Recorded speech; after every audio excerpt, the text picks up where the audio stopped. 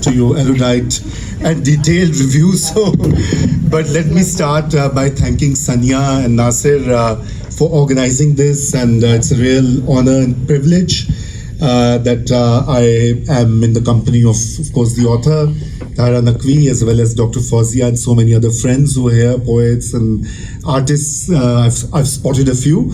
So, I don't know Tahira Naqvi as long as Dr. Fawzia says, but I knew her for the past decades through her writings. So I only met her a decade ago at your place, in fact, exactly 10 years ago in May. And since then, we struck a very, deep friendship and a bond, which is a real,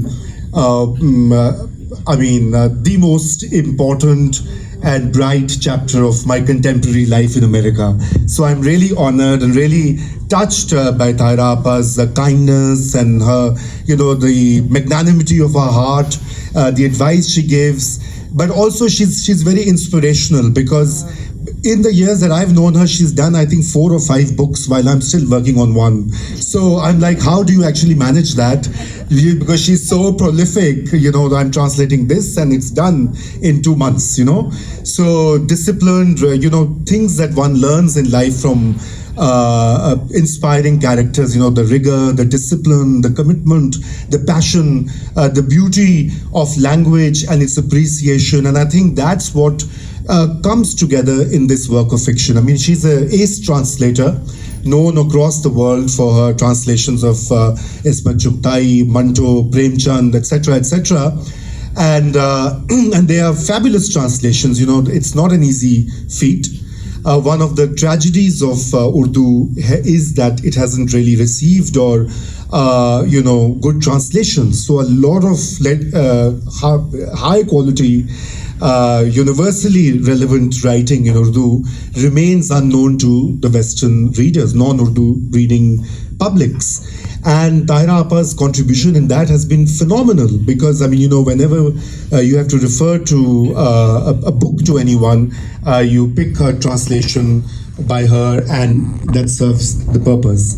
But I think coming to this novel about the history teacher and Lahore, of course, I'm from Lahore as well, and I have an interest in history as well. So when I looked at the manuscript, and Tahira Appa wasn't really sure, she said that, I don't know what to do with this. It's been lying around for 20 years, etc.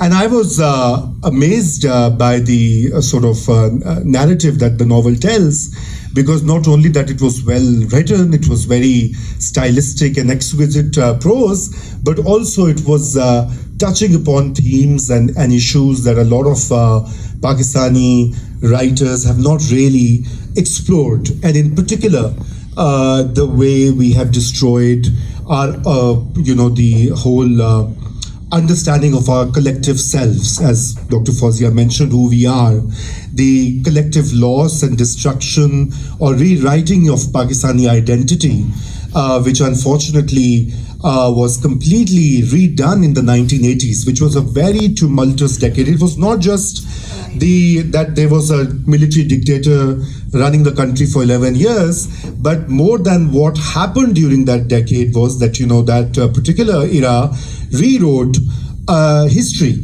and the textbooks and the education system and the legal system and the place of women and the place of minorities and the foreign policy of Pakistan, So coming back to education, in 1979 and 80, there were official directives issued by the Ministry of Education that jihad had to be introduced in every curriculum, every level of curriculum. So even a grade 3 kid to the engineering or medical student had to learn concepts of Islamic and of course very narrowly defined, interpreted by the state, And so jihad was officially introduced. And from 1979, 80, 81, 82, 83, there was a massive revision of Pakistani curricula, which has now produced two generations of Pakistanis steeped in that particular narrow, bigoted mindset. And that's one of the contemporary tragedies of Pakistan, that, you know, you have amazingly talented, hardworking people, but they have been brainwashed to such an extent that it takes a decade or so of unlearning when they go abroad or outside the context of Pakistan, that there's a whole process to unlearn. I mean, I myself I'm a product of 1980s education, and I used to, until I went to college in the UK, I had a firm belief that Muslims were superior to all other people. And so when I went to the UK as an 18-year-old student, and I met a lot of non-Muslims, and I said, and I was very worried. I said, they're very nice people, but they'll burn in hell because they're not Muslims. So obviously, you know, I had to go unschool and unlearn a lot of nonsense that had been instilled in my head by years of education in school, in other parts. And not everybody has that opportunity, not everybody has that privilege.